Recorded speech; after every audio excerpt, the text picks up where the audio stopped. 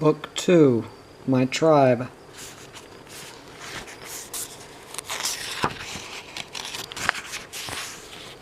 At work, Newport, Rhode Island, summer of '95, age 15. The summer of '95 we sailed up the coast to Newport, Rhode Island, so Dad could go to work in the Cruising World magazine office. He had just started writing a monthly column for them.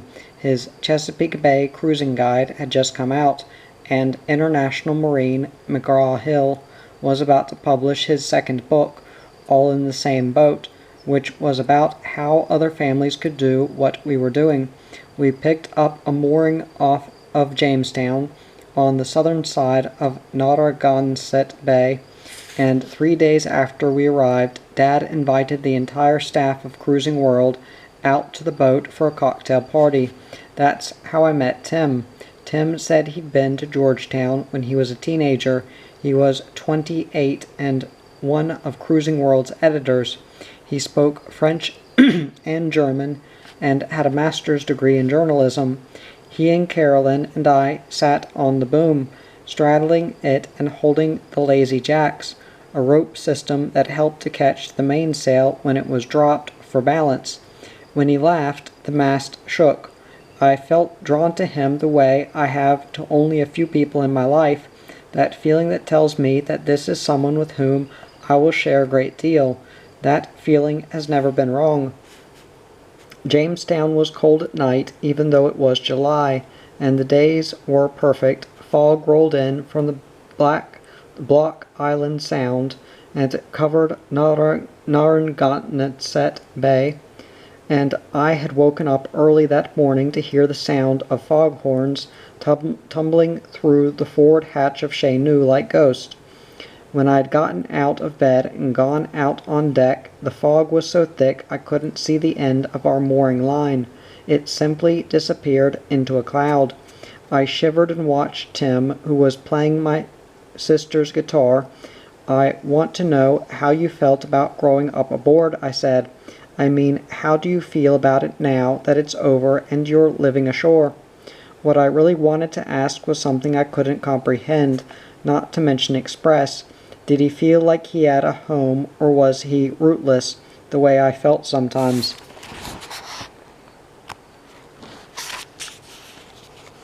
I wanted to keep doing it, he said. I didn't want to go to college or move ashore. Then why did you? I watched the lights of a commercial fishing boat flash over Tim's shoulder as it came into the dock behind us. I don't know. Circumstances. I changed. That happens, you know. Tim handed the guitar down to Carolyn, who had jumped from the boom and was watching all the people on our boat like she was waiting for them to leave us alone. I don't know if I'll change, I said. I mean, sometimes I think I can't change. I wasn't sure whether what I was saying made any sense, but Tim seemed to understand. I want to keep living on a boat. Actually, my best friend and I have a plan, I said. What is it? His already large and brilliant eyes widened, and he looked straight into me. I told him about Michelle and about how we were saving our money to buy a boat as soon as we turned 18, how we would split the cost down the middle and live aboard and cruise to the Bahamas and keep going south until we found a place where we could work for a few years. We were already thinking about what kind of boat to get, maybe a Bayfield or a Seafarer, something in the 10,000 range, under 30 foot long. Michelle and I wrote long letters to each other, reminding each other that we couldn't spend our lives waiting to do this. We had to do it now while we were young and had the energy and desire. I don't want to wait until I'm 30 or something like that, I said. I'm almost 30, Tim said. Well, do you wish you'd done things differently?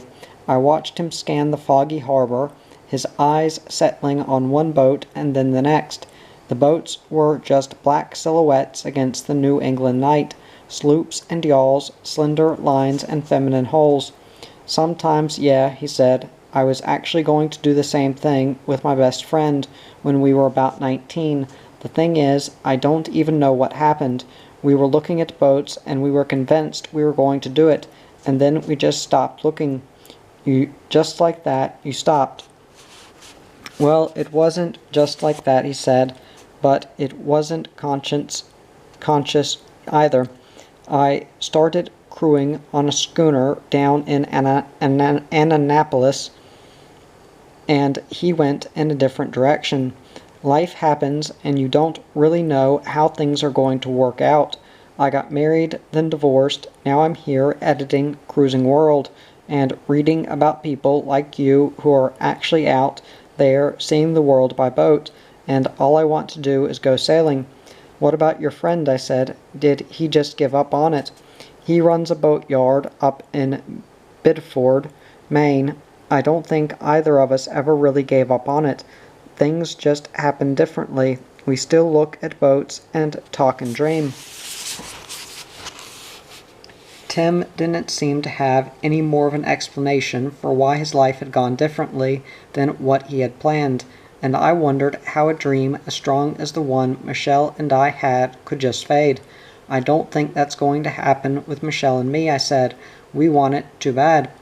"I hope you get your boat," Tim said, "and don't wait until you're my age."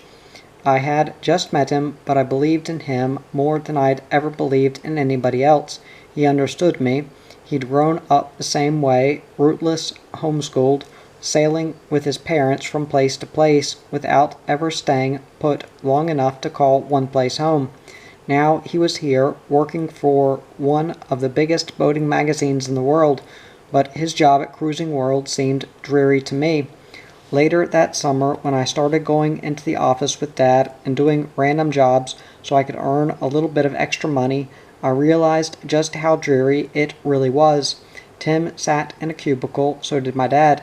The people who worked for the magazine gathered around the water cooler and gossiped, drank too much coffee, and ate microwaved lunches. I organized the books in the library, which was really just a dusty bookshelf between the design and layout offices and the editorial offices. I stuffed envelopes and correlated copies. I stared out the window at the grassy yard that sloped down into a foggy pond. I lived for moments I could spend with Tim, sitting in the lunchroom and talking about boats. I composed poetry as I stared out the office windows, and wrote it down later, curled up with a composition book in the V-berth of Chez Nous. Every week or so, Michelle and I talked on the phone. I would call her from one of the payphones in downtown Newport, and talk to her while I watched the tourists line up outside of the fudge shops and lobster restaurants. "I put another $100 in the bank today," I'd say. I had a bank account in Lancaster, Virginia, which was technically our hometown. All of our mail came to a post office box there, and it was where my parents' property was. "That's getting closer to our boat," Michelle would say, and I felt like my heart was about to jump out of my chest. Tim started coming out to the boat for dinner every week, and he and Carolyn played the guitar. He taught her new chords and brought new music with him every time he came. One song was by Dar Williams. It was called "The Ocean," and every time I listened to it, I thought about the boat that Michelle and I would get in a few years. Chez Nous glowed inside with Tim's music, and the kerosene trawler lamp that Mom kept lit over the salon table. The nights were warm and comfortable, and Tim became like a member of our family. We left Newport as soon as it turned cold. I started the school year the day we left, hauling my books up to the forward cabin and spreading them across my knees. BYU's curriculum allowed me to take college-level creative writing and literature classes as substitution for the required high school ones, and I buried my nose in a poetry anthology as Chez Nous pounded through the waves. The Boat Show, Annapolis, Maryland, fall of '95, age 16. We made Annapolis by October and moored off the Naval Academy with dozens of other cruising boats, all on their way south.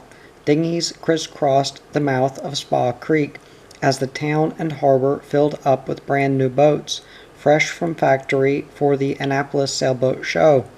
Carolyn and I stood in the Cruising World booth helping to sign people up for yearly subscriptions and signing copies of our dad's book, while he rushed around meeting people and giving seminars in the big Marriott conference room. His seminars were packed and people flocked to the booth after each one, asking Carolyn and me whether we liked being homeschooled and whether we were ever afraid of storms. They brought their kids to talk to us, hoping we'd tell them how great it is to live on a boat. Most of the kids were reluctant. The booth faced a dock lined with shiny new sailboats, and I watched the people climb on and off, stars in their eyes. There weren't many boats in the show that appealed to me. Most of them were too new and flashy. In the booth next door, a thin boy who looked a little older than me hoisted and dropped a small sail over and over again. The display was for a sail flacking system made of small lines that were threaded through the sail at various points and helped to guide it into place when dropped. The zip of the sail rising and the whoosh of it dropping, zip whoosh, was like the frantic heartbeat of the Annapolis Boat Show. "Why is that guy looking at you?" Carolyn juddered her elbow towards the sail. "Doesn't he know that staring is rude?" "Guess not," I said. I could feel his eyes burning into the back of my neck as we turned around to talk to another dreamy-eyed future cruising family. Two girls, both a couple years younger than Carolyn and me, slunk behind the parents, one clutching a Walkman and the other holding an ice cream cone. "Can you tell them that we are not going to get hit by any big storms?" the dad said. "They're afraid to go out on the boat with me because they think we're going to sink."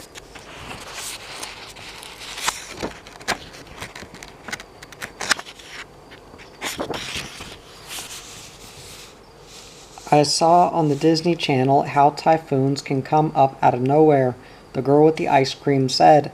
"Well, there are storms out there," I said, watching the mother's face turn dark, "but you just have to pay attention to the weather and make sure you're in a safe place when they hit."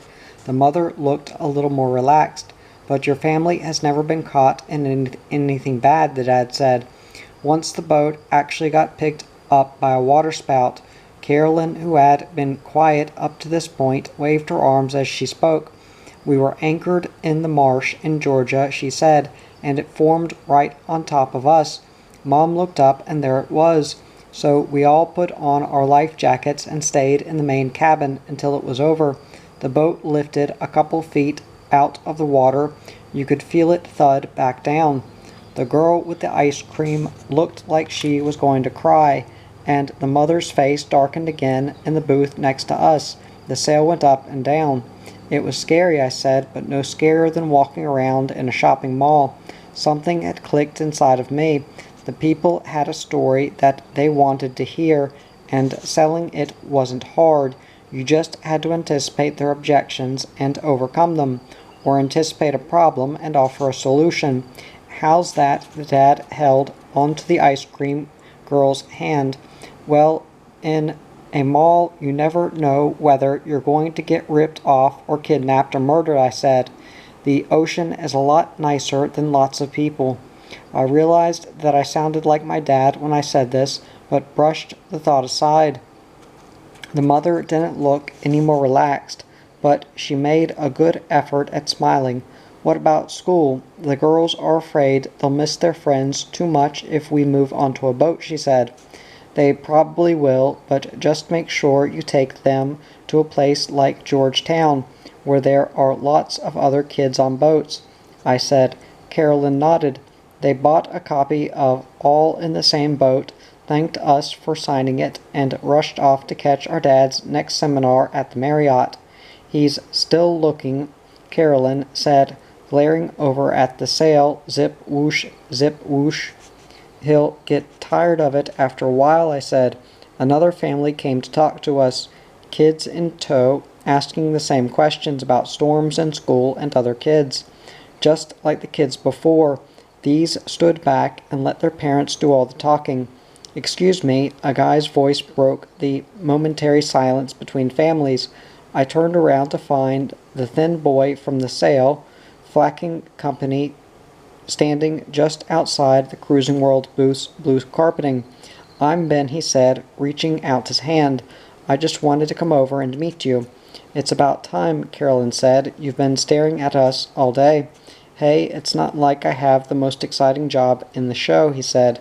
"You guys are famous. You get to talk to people all day. All I do is raise and drop the damn sail." He was 18 and he was from Connecticut. He worked on the company's design team creating CAD drawings of boom vang preventers and sail flacking systems, and he lived on a boat, a Sauverel 28, his own. Ben came to visit me in Virginia a few weeks later, driving his truck through the night and arriving at Narrows Marina along with a cold front.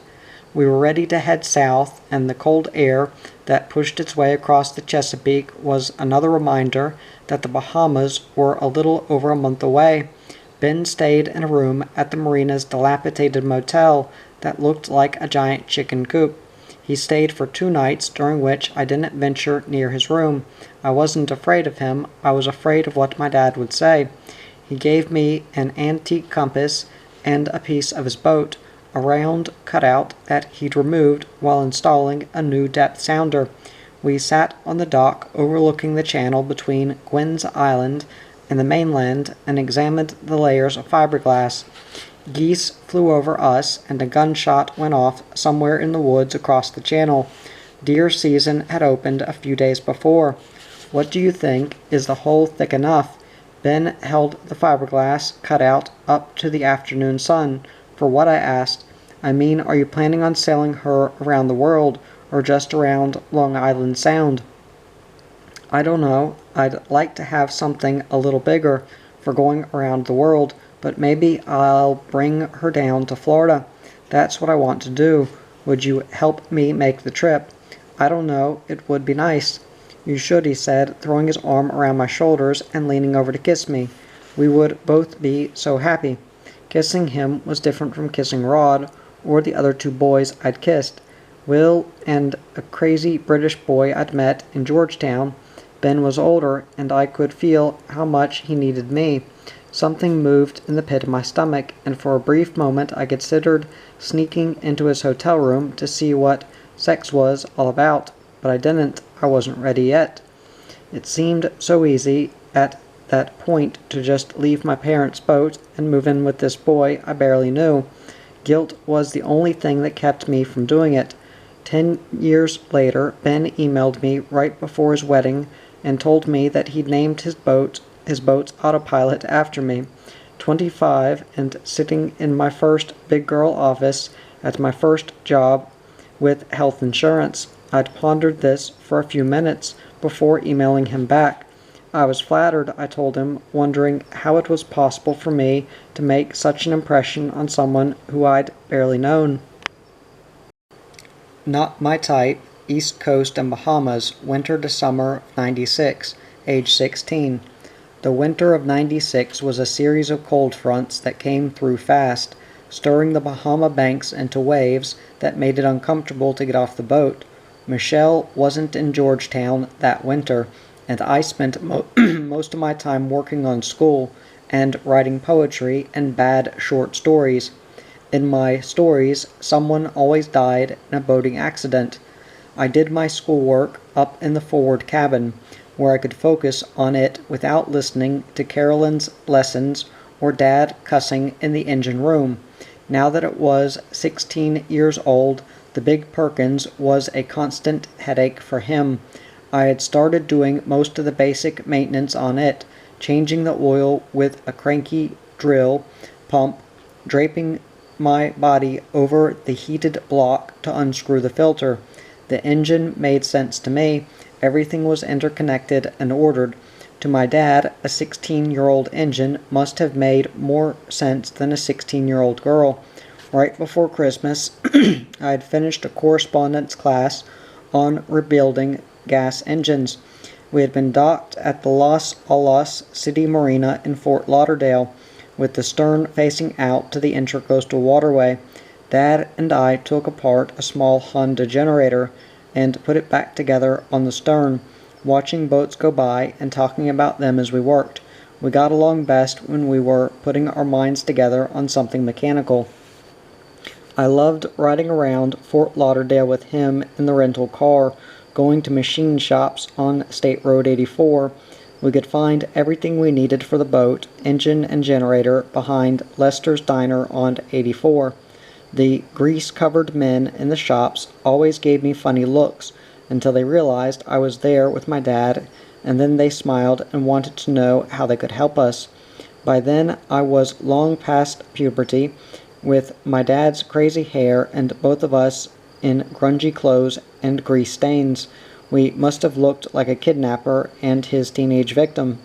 In the machine shops and marine supply stores, I was comfortable being looked at as one of the boys. Part of it was a feminist streak, and the other part of it was the ultimate in anti-feminism, a deeply rooted need in me to be accepted by my dad and by other men. If I could do the same things as them, I would be accepted into their world.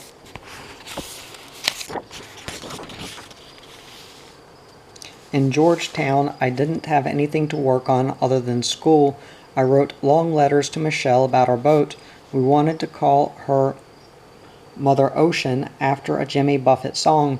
We were narrowing the search down to what we thought we might be able to afford. Maybe a Catalina 27 or an Erickson 27, maybe a Bayfield, if we could find one that was cheap enough. Ben wrote me a letter every day, so when we got our packages of forwarded mail, there were always about 30 letters from him. Some were short, and sometimes he put a week's worth of letters into one envelope, but he managed to write every day. I wrote him back once or twice a month. Rod was there, but he and his girlfriend, who was 12, spent all their time together and didn't socialize with the other boat kids. They disappeared to the oceanside beach for hours, leaving everyone to guess what they were doing. People talked, but as far as I knew, nobody referred to her as a slut. Rod was 15, and the difference in age that, back on land, would have put him in high school, and her still in junior high, meant very little out here. Maybe the slut tag would have been more appropriate in a place where social structures were more defined. She was cute and dramatic and complimented Rod's alpha male persona perfectly. The other kids that year were scattered into cliques that were almost like the cliques you would find in a normal high school. I was starting to understand why Dad hated Georgetown. Carolyn found her own group of 14-year-olds, and they had sleepovers on and beach days and gossiped on the VHF. She had two friends named Tara. They were both blondes, one pale and wispy, and the other freckled and animated. Both Taras came over for lunch one day. They piled into the main salon with Carolyn, who seemed to balance them out perfectly. She was mellower than the hyper one and more hyper than the mellow one. Carolyn had recently had her braces removed. She only wore them for 6 months because the dentist wanted to be able to adjust them while we were traveling, and her hair was cut in a sharp bob.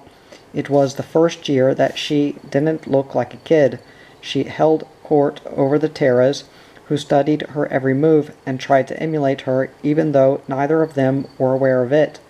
To them, Carolyn was the real thing, someone who was completely attuned to life as a boat kid. They were still trying to adjust, both being first-year cruisers. I sat at the chart table to eat pizza left over from the night before. The Terras and Carolyn were eating grilled cheese sandwiches. We had made the pizza from scratch, and I was trying to be healthy by making mine without cheese, a pile of vegetables on whole wheat crust. I figured that cheeseless pizza was better than starving myself or binging and throwing up. Occasionally I still did this, but I fought the urge most of the time. The freckled Tara stood over my plate and stared at it. "Why are you eating pizza without cheese?" She raised one eyebrow at me and wiped her hands on her jean shorts. "Because I like it," I said. "Oh, are you a vegetarian?" The freckled Tara wasn't going to go away. "Sometimes," I said. "My parents used to be when we lived in California, but now that we are on the boat, they eat pretty much everything," she said. "Hey, how old are you?" 16. "Cool, you should meet my brother. He's 17. He refuses to come to the beach, though. Maybe you could talk him into it." "What does he do?" "He spends all his time sailing in his dinghy." "Sounds like a better way to spend your time than going to the beach," I said. When Tara left, the freckled one said, "I'm going to know you from now on as the one who eats pizza with no cheese." I thought she was a strange girl. Carolyn went over to the freckled Tara's boat for lunch the next day. When she came back, her cheeks were flushed, and she bounced down the companionway stairs. We listened to Jimmy Buffett, and her mom made cheeseburgers, and we swung from the hallards into the water. She said, "They have a great boat, Melanie. You would like it. It feels homey," she said. "What kind is it?" "I don't know, something Taiwanese, a Spindrift 43 maybe." "Oh, and Tara's brother is really cool. His name is Cole. He wants to get his own boat as soon as he can. He really loves sailing." Carolyn pushed past me into the forward cabin. I stood in the galley with Mom. We had been talking about school before Carolyn came home, discussing whether or not I should apply to any colleges. To Mom, applying was the only option. I wasn't so sure. "That's weird," I said. "How come I haven't met him?" The circle of cruising kids in Georgetown was usually too small for anybody to go unnoticed, but it looked like Cole had done exactly that. "I've seen him," Mom said, "and he's not your type, which is probably why you haven't met him." "I'm not looking for a boyfriend, Mom. Come on," I said. "Well, I'm just saying that I don't think he's your type," Mom said. "What's my type?" "Oh, I don't know, someone who's going to go to college and become a doctor or a lawyer," she said, "but not this guy."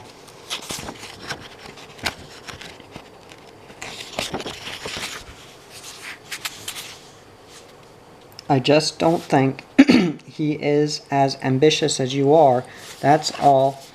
Mom wiped her hands on a dish towel and tabled the subject. She turned away to pull a loaf of bread out of the oven.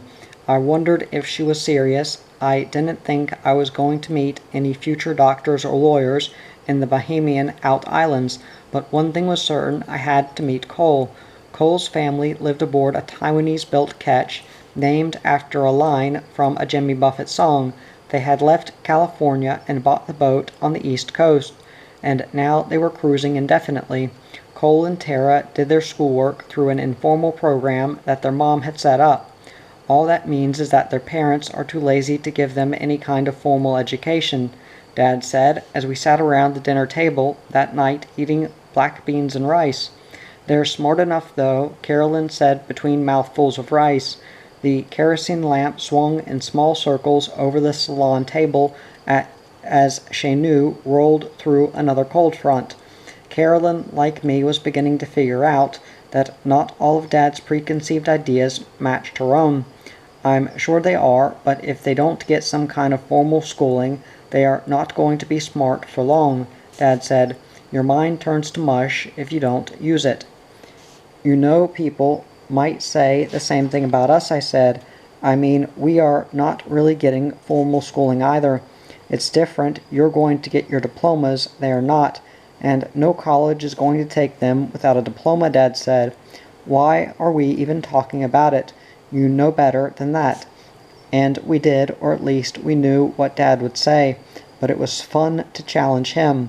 BYU would give us each a real high school diploma from Mountain View High School in Orem, Utah. I had never been to Orem, and I had no desire to go. It seemed weird that a piece of paper mailed out from a place we'd never see was that important. "Tara is a pretty good writer," Carolyn said. "Oh, great, just what the world needs, another writer." Dad clanked his fork against his plate as he emptied the pan of beans. "People don't know how hard it is to break into writing. They think that you just have to write something and it's automatically going to get published. What does she write? I asked, thinking that maybe she could show it to me and we could critique each other's poems. I didn't have any friends who were interested in writing. Poetry mostly, Carolyn said. Hey, they want to have a party on their boat on Saturday. You're invited. They're inviting all the kids in Georgetown. I wasn't sure about going to a party on Tara's boat. After all, she was Carolyn's friend, but it would give me a chance to meet the mysterious Cole. Their ketch floated above the dark water like a lighthouse. Even though it was March, the parents had strung Christmas lights up the mast in much the same fashion that trailer park gypsies would decorate an old Airstream. The boat cast a multicolored trail across the water. Cole helped us aboard, taking Carolyn's hand and then mine and hauling us out of the dinghy in one pull.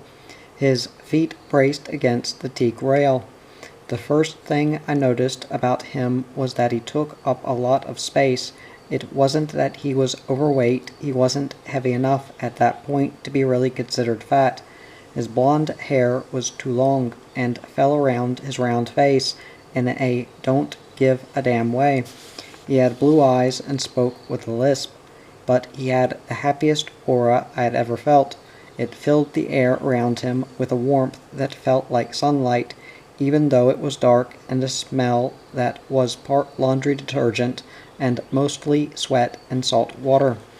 It was part of the reason why he seemed to take up so much space, and it made me immediately comfortable in his presence. So, the famous Neale girls are on my boat, he said. Wow. He didn't mean to be sarcastic, even though remarks like this usually were. They also usually came from adults. Kids didn't seem to care who we were. Almost everyone who was living aboard and cruising read Dad's articles in Cruising World, and most sailing families had a copy of All in the Same Boat, stowed somewhere on the bookshelf. Carolyn and I rolled our eyes in unison, which was our usual response, even though we never planned it that way. Cole laughed. Okay, I don't want to make you uncomfortable. Come on, let me show you the boat. He motioned back toward the cockpit, and I followed. Carolyn made a beeline for the main salon, where the two Taras were giggling about something in a teen magazine. Their parents had gone over to another boat for cocktails. They had left heaps of food on the salon table, and Carolyn and the Taras and a few other boat kids sat around eating. There's plenty of food if you want something, Cole said. No thanks. I'd already topped my calorie limit for the day. I chose a seat behind the wheel. I liked the old-fashioned teak styling, and I ran my finger along the edge, thinking about how, if this were my boat, I would sand and varnish the wheel until it glistened. That's right, I hear you only eat whole wheat pizza without cheese, Cole said. I wondered what else Carolyn and Tara had told him about me. I make exceptions sometimes, I said, so why don't you ever come to the beach? I come to pick Tara up in the dinghy. Doesn't that count? Cole's eyes were sparkling in the dark, either laughing at me or just laughing.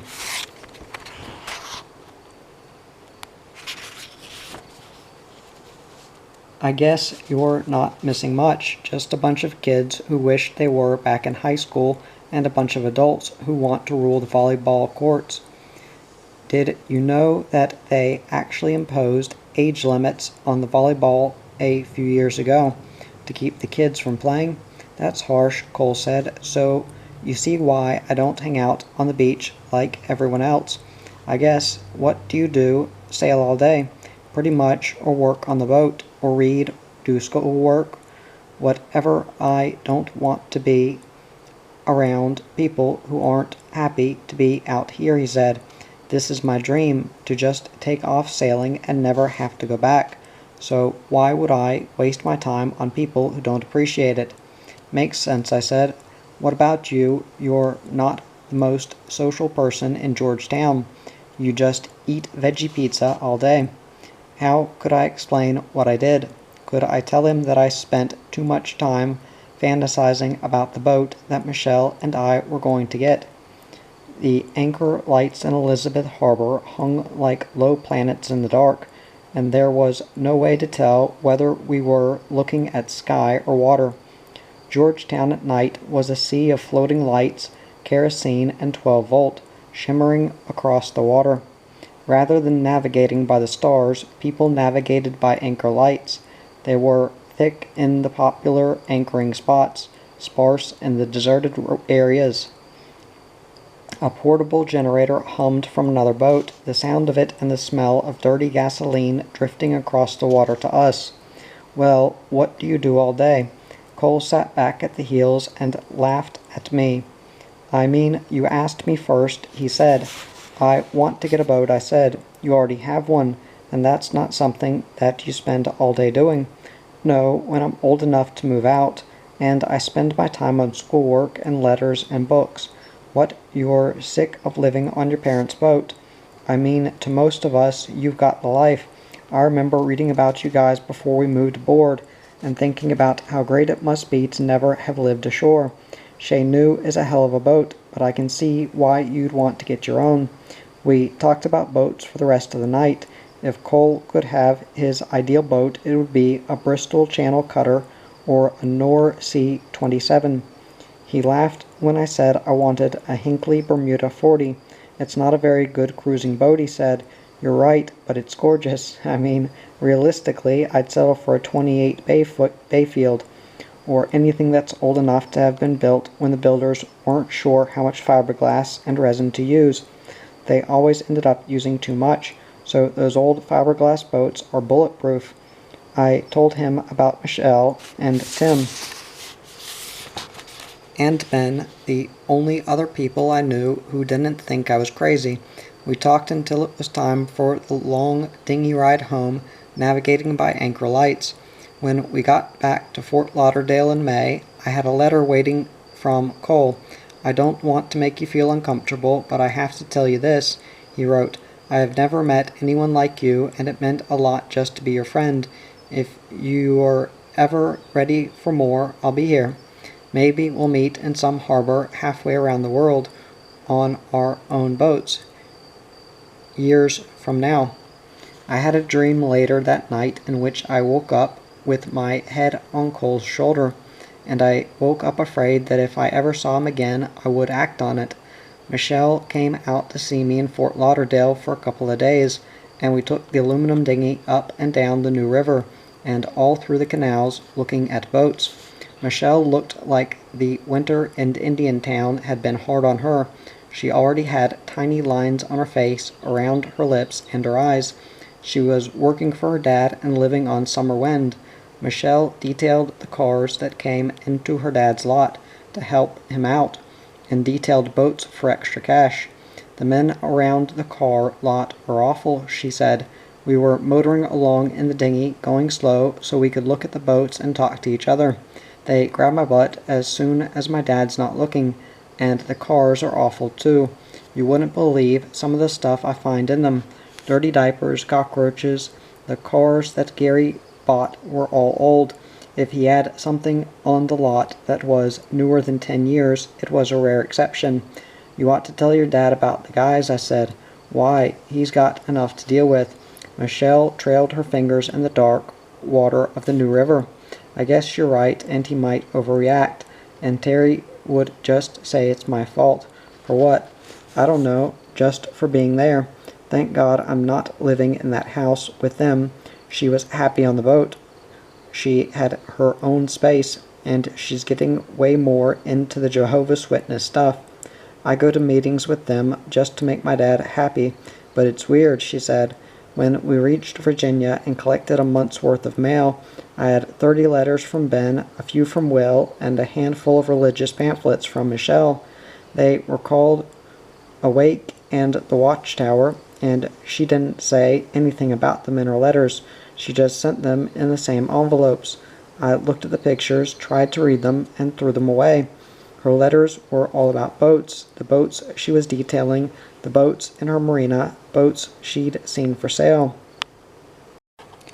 Cole and Tara arrived at Narrows Marina in Virginia in the middle of June. They came without warning, no letters, no phone calls. They just showed up one day, docking 2 slips down from Chez Nous. Mom and Carolyn and I saw them from the bridge that connected the island to the mainland as we drove home from Gloucester, where we had just bought a Senegal parrot. The cage sat in the back seat next to me, fastened with a seat belt, and the bird hopped from one side to the other, trying to peck me through the bars. Carolyn swiveled her neck around when she saw the Taiwanese catch. I knew they'd be here soon, she said. Cole and Tara were waiting for us on the deck of Chez Nous, our dad standing with his hands in his pockets making small talk with their parents about the weather and their trip up the waterway. "Oh my God," Tara said, pointing at the parrot. "He's so cool." "Jolly Mon is his name," Carolyn said after we'd all hugged hello. From the song, he was a Senegal parrot, green with a gray head and an orange band around his neck. He was supposed to be smarter than a Quaker parrot or a Sun Conure, but it wasn't evident. Once we were inside the cabin where we could take him out of the cage, Jolly Mon jumped off Carolyn's finger as fast as he could and tried to fly towards the open companionway hatch. He fell to the carpet. His wings had been freshly clipped at the pet store. We spent the evening playing with the bird and not talking about anything important. Cole never mentioned his letter, and I never brought it up, but neither of us had forgotten about it. Our parents ate dinner aboard the ketch, and when they came home, Dad rushed to the shower grimacing. He waited until Cole and Tara were gone to tell us why. "Cockroaches," he said, "all over their boat." We sat down to eat, and as soon as we'd been sitting for a few minutes, they started coming out from everywhere. "He's exaggerating, right?" I looked at Mom. "Actually, no, they have a cockroach problem. I hope they're planning on taking care of it." Mom stuck her finger in Jolly Moon's cage, and the parrot bit it. "I'm sure they are," I said. "Cockroaches are kind of a fact of life." "I know, but we've never had them that bad, and we would never let them get that bad," Dad said. "It's not that hard to clean up after yourself, is it?" We were careful, never bringing any paper, grocery bags, or cardboard boxes aboard, always examining produce before buying it. We'd had the occasional rat or palmetto bug, but the only bugs we'd ever had a real problem with were boll weevils. They got into the wheat berries that Mom kept aboard for flour. From that point on, the only thing Dad talked about when Carolyn or I mentioned Cole and Tara was the roaches. Newport during the summer was all sailing races and tourist shops and ice cream. The anonymous feeling of melting into the crowd at Bannister's Wharf, a crowd of wealthy travelers shopping for t-shirts and overpriced sailing tours, suited me in a weird way. I liked walking around unrecognized on the weekends, going into the soap shops and the music shop on Thames Street, looking for clothes at Gap or Express.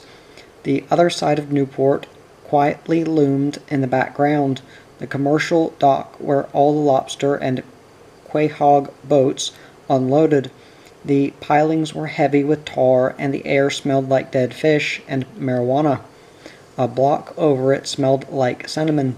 Something about the commercial docks stopped me whenever I walked by, a familiarity, like it was more the stuff I was made of than the tourist Newport. People who worked hard physically for a living made more sense to me than the office crowd at Cruising World. I worked at Cruising World again, writing poems during my lunch break about how much I hated working in a cubicle. I mailed each paycheck down to the bank in Virginia. Cole and I kissed for the first time in a movie theater in Newport. I dressed in flip-flops and peasant blouses the summer I turned 16, and I wore bead jewelry that I made in my spare time with silver piece symbols and blue glass beads. This was my hippie phase, and rebellion against anything and everything came naturally.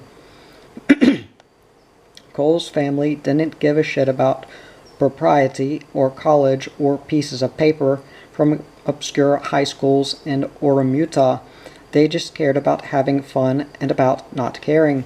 Cole stroked my hair in the movie theater, and I thought he was being too careful, like I was going to break if he pressed too hard. Cole and Tara and Carolyn and I were perfect together that summer. Carolyn and Tara became best friends, and Cole and I entered into the romance that would define my late teenage years. Michelle knew about it before I even told her. I called her from a payphone near the dinghy dock at Bowen's Wharf in downtown Newport, and she said, "I knew from the way you talked about him that you would get together." Tim blended back into our family, recapturing the harmony that had been established the previous summer. Tim's house in downtown Newport was haunted. When we had dinner there, he showed us a vase that kept falling to the floor for no reason, sliding to the edge of the table and then crashing in the middle of the night. When he came out to dinner, I picked him up in the dinghy next to a smaller dock where the commercial boats landed. He played the guitar and sang, and Carolyn sang with him. Tim introduced me to the most of the music that would define my life, alternative folk and singer-songwriter artists whose words ran through me as Tim played their music in the low light of the kerosene glow.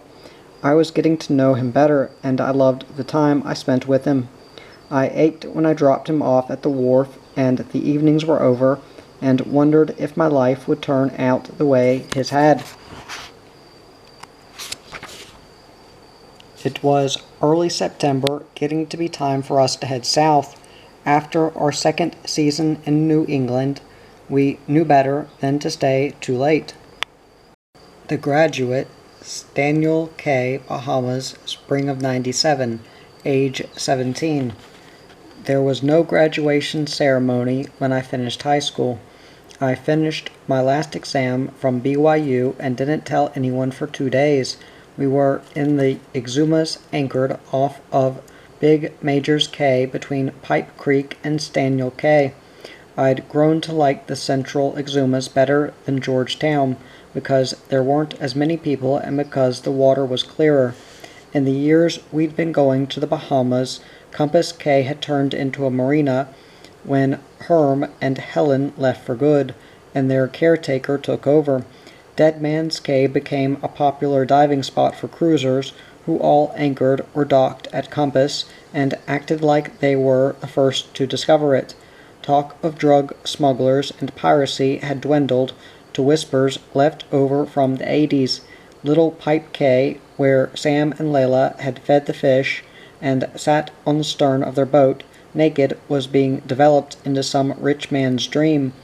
A mega yacht was tied to our old spot on the face dock, and statuesque coconut palms had been planted along the beach, where fresh sand from the bottom of Pipe Creek had been piled to make the beach a little wider and a little more postcard perfect. Sometimes I wondered what the new batch of cruisers who visited Pipe Creek now would have thought 10 years before, when the murder stories were fresh. After I graduated, I wrote hard for 2 days, finishing a short story about some college girls from Miami who stumbled into a drug smuggling scheme on their spring break. It seemed natural to keep working on something, even if it wasn't school. Then I wrote letters to Michelle and Cole, telling them that I was through, and now what? Now Michelle and I could start thinking seriously about our boat. I had almost $10,000 in the bank from the summers working at Cruising World and a summer of crewing on Adirondack,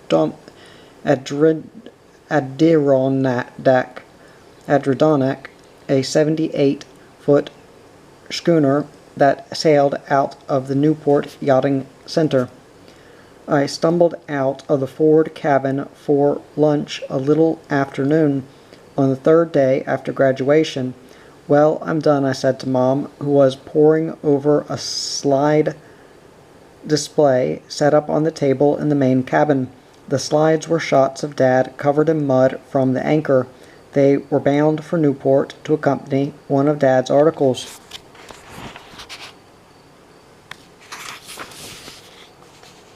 Done with what? Mom looked up from her slides, pushing her glasses up on her nose.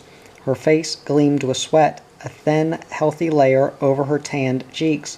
She still didn't have wrinkles, even though almost 50 years of sun had been harsh on her skin. School. I sat down on the settee so I could look at her slides. What with all of it? She sat up straight and gave me a long look, like she was wondering how I had managed to finish high school behind her back. I had been following my own lesson plan for almost 4 years, reading the syllabi and teacher's manuals for all of my correspondence classes, doing all the work on my own, and now I had finished early. It was the beginning of March 1997. I was 17. Shut up, Carolyn said. She was working on pre-calculus at the chart table, a heavy book on her lap and crumpled sheets of scratch paper on the floor. I had opted out of pre-calc, filling my math requirement by taking an easy geometry class in 9th grade. I had read the diploma requirements carefully and chosen all the easiest classes that I could take instead of biology. I took a college-level poetry class. I got out of some of the standard requirements simply by taking advanced classes and things I knew how to do. You suck, Carolyn said. Well, congratulations, Mom said. How do you feel? Before I had time to think of a response, she rose out of her chair to give me an awkward hug, then stuck her head through the door to the aft cabin, where Dad was banging on his keyboard and staring into his computer screen. Tom, Melanie just finished high school, she said. That sense of momentum, of things moving faster than I could control them, surged up in my stomach, and I pictured water rushing through a narrow inlet on a full moon, high tide, just moving along because this was what it was supposed to do. What? Dad knocked the keyboard aside when he jumped up. Did you know she was close to finishing? No, Mom said. I mean, I knew she was getting there, but I thought she still had a month or so. Well, we have to have a celebration, Dad said. This meant diving for conch and making conch fritters and inviting whoever was in the anchorage over for dinner. We would also have to find someone who was flying back to the States and could take a batch of mail with them. The Bahamian postal system was still unreliable, and I wanted to make sure my final exams and papers reached BYU so that the teachers in Utah could get busy and give me my coveted diploma. My parents fussed about it for the rest of the day, calling everyone they knew on the VHF radio. I busied myself by going out with Dad later that afternoon and diving for conch, feeling good just to be out in the dinghy, skimming across the flat Bahama banks. I drove while he snorkeled from coral head to coral head, the tiller for the outboard motor vibrating against my hand. Dad and I had perfected a system in which I always followed him 30 to 40 feet behind, keeping the dinghy's bow pointed in his direction so that I could speed over to him if he speared a fish or saw a shark. I never went ahead of him because the sound of the outboard may have chased the fish away. Some of the barracudas in the Bahamas were trained to follow the sounds of an outboard motor because they knew outboards usually meant there were divers in the water and fish to be cleaned. Sharks were less of a problem because they were rare and usually alone. Barracudas schooled together and would stalk a diver just outside of her circle of vision. I could drive the dinghy by feel and didn't have to think about what I was doing. I knew to throw it into neutral when Dad dove, just in case he resurfaced near the prop, and to avoid any sudden burst of the throttle. Now that I was a high school graduate, I felt somehow out of place and disconnected, like I'd suddenly lost my sense of direction. I would need to find a new one as soon as I could. I'd been letting my mind wander on these diving trips for years, thinking and fantasizing about boats and boys and riding and what I would do when I grew up. Now that I was through with high school, I wasn't sure that I was ready to leave the Bahamas. I thought about what it would be like to be seeing the Bahama banks for the last time, watching the yellow shallows dip into aquamarine flats, then deepen into purple over beds of turtle grass and deep coral. I had a map of the banks drawn inside of me, one that I'd been creating since I was 5. I could go to college, I could move off Chez Nous, I could buy a boat of my own, I could do whatever I wanted. Dad raised his hand from the surface, holding a queen conch, and I eased the dinghy over to him and took the conch. When I set it in the Rubbermaid bucket we kept in the dinghy's bilge, a golden conch fish flopped out, gasping. These fish spent their whole lives living inside the host's shell, and when they were shaken into the world, they died quickly. I scooped the fish up and dropped it into the water, where it headed straight for the bottom to find another conch. My parents' friends who came over that night asked me what I would be doing next. Have you applied to any colleges? I had taken my SATs 2 summers ago in a trailer that belonged to a high school in Williamsburg, Virginia, where the kids who were there all knew each other and stared at me like I didn't belong. Yes, but I'm not sure if I want to go. Yes, you do, Dad said. You might need another year on the boat to decide, but I'm sure you'll decide to go. Actually, I want to get my own boat, I said. That would be nice, the friend's wife said, but it would be a lot of work. She had a perfect manicure, and she flew back to the States every month or so for a haircut. I don't mind working. I'm sure you'll do whatever you set your mind to doing, the husband said. When we got to Fort Lauderdale, Michelle and I wandered around the Dania flea market like we did every spring. We bought a sailboat trader and looked carefully at all the boats under 10,000. Michelle had started her own boat detailing business in Indiantown, and she was making decent money looking after all the boats that were put into summer storage in the yard in Indiantown Marina. She hadn't finished high school yet and didn't know whether she would. I just don't have time for it, she said, as we browsed through a table of used nautical books. I'm either helping my dad or at the car lot, watching the kids or working on the boats. College wasn't an option, even though Michelle was smart enough to do anything. There was a Bayfield 29 in Bristol condition for sale in the yard at Indiantown, and Michelle called the owners to check the price.